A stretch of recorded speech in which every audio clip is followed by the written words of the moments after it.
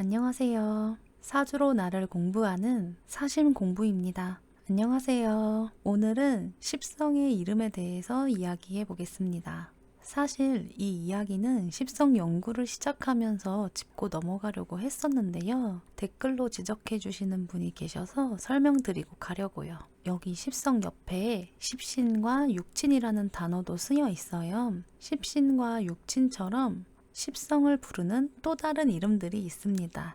그런데 제가 십성이라는 이름을 사용한 이유는 아주 단순합니다. 제가 십성이라는 단어로 배웠기 때문이에요. 저는 사주 심리학을 전문적으로 공부하시는 선생님께 배웠는데 그 선생님께서 이 단어를 사용하셨어요. 이걸 가르쳐 주실 때도 십신이나 육친 같은 명칭도 함께 있다고 알려주셨고요.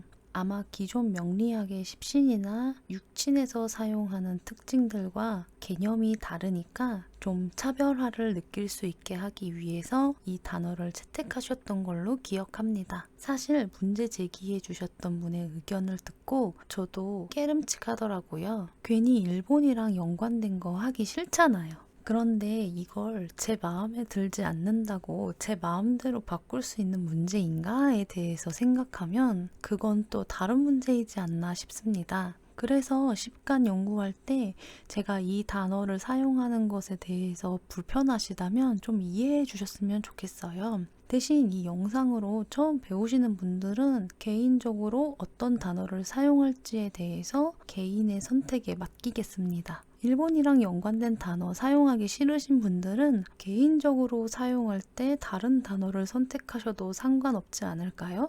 제가 선생님한테 음양, 오행, 십간, 십이지 그리고 사주 심리학 분석을 배우고 난 후에 다른 명리학 공부는 일절하지 않았어요. 저는 정말 딱 저 5가지를 붙들고 혼자 공부했거든요. 이렇다 보니 앞서 말했던 것 같은 부작용이 생기더라고요.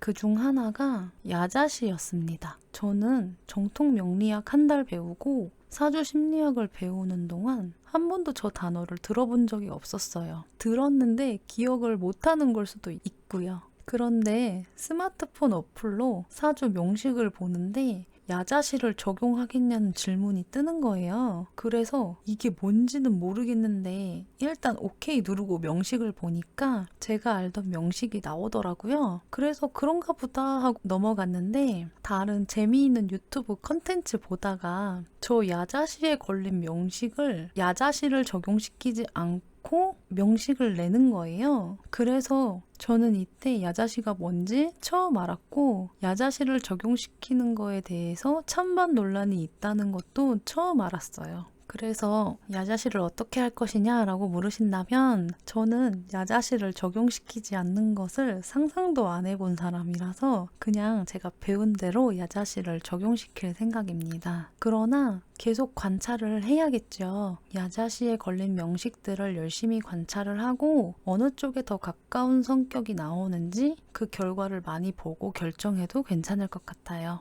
그럼 이제 오늘의 십간 연구 간목과 을목 분석을 시작하겠습니다. 지난 시간에도 봤던 표입니다. 제가 처음 공부했을 때 이해가 잘 됐던 십간과 잘 안 됐던 십간 그리고 애매했던 십간을 분류한 거예요. 오늘 공부할 간목과 을목은 비교적 이해가 잘 됐던 십간이네요. 제가 선생님께 처음 배운 것을 아주 간단하게 정리해 놓은 표입니다. 노란 네모 박스 안에 있는 간목과 을목을 똑 떼어내서 자세히 보겠습니다. 간목과 을목은 오행 중 목에서 음양으로 분화된 성분인데요. 오행 중 목은 생명이 있는 모든 것, 그리고 생명이 가지고 있는 힘이라는 특징이 있습니다. 그 중에 양목인 간목은 편재라는 이름을 붙여주었고요. 생명들 중에서 빠르게 움직이는 동물의 특성이 있어요. 사회 진화론적 분석에서는 전쟁을 의미합니다. 음목인 을목은 정제라는 또 다른 이름을 붙여주었고요.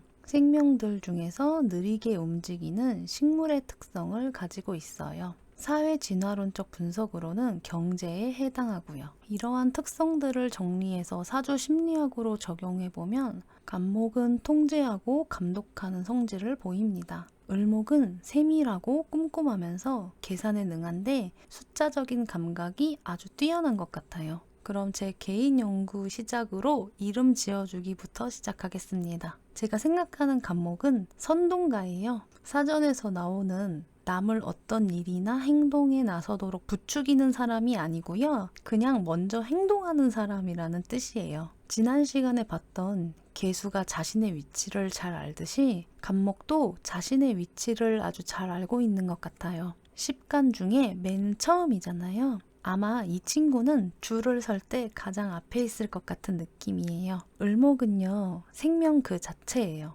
그래서 저는 을목의 이름을 생존 전문가라고 붙여줬어요. 생명을 지키고 생존을 해나가기 위해서 뭐든지 꼼꼼하고 세밀하게 생각하고 계산을 빠르게 하는 거죠. 다음은 오행인 목에서 나오는 공통점을 살펴볼게요. 목의 기운은 생명력을 의미하듯이 사계절 중에 봄에 해당하니까 확실히 희망적이에요. 그리고 가르치기 좋아하는 성격도 강하고요. 간목 입장을 상상해보면 줄 설 때마다 느릿느릿 움직이는 다른 애들을 보면 답답할 것 같잖아요. 을목도 빠릿빠릿하고 야무지게 생각하다 보니까 자기보다 느슨한 다른 애들 보면 얼마나 답답하겠어요. 그러다 보니 이 친구들이 남 가르치길 좋아해요. 옛날 전통 명리학 공부하시는 분들 중에 목일 가는 선생님이 많다라는 이야기 하시는 분들이 있었어요. 심지어 저는 이런 식의 이야기 들을 때마다 말도 안 된다고 경기 일으켰거든요. 뭔가 합리적인 설명 없이 무조건 목일 가는 선생님이다 이렇게 표현하는 게 받아들이기 힘들었어요. 근데 계속 공부하다 보니까 확실히 목일간들은 선생님이 많아요. 그리고 간목과 을목의 차이점을 살펴보면 간목은 통제하고 감독하는 성격이 확실히 나오고요. 호승심이 강합니다.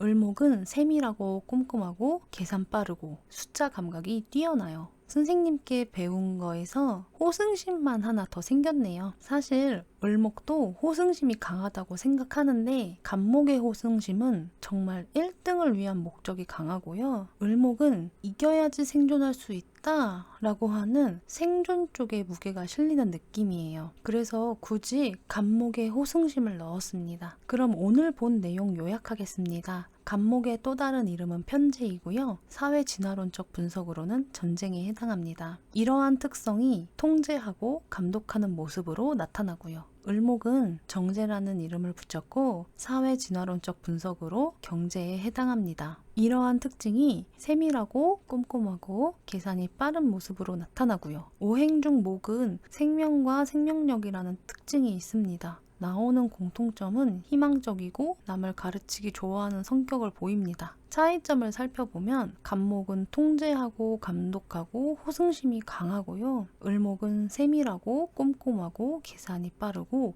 숫자 감각이 뛰어납니다. 오늘 영상은 여기까지고요. 제 개인 연구 내용을 사용하실 경우에는 반드시 출처 남겨주세요. 그럼 제 영상 봐주셔서 감사합니다. 우리 자주 만나요.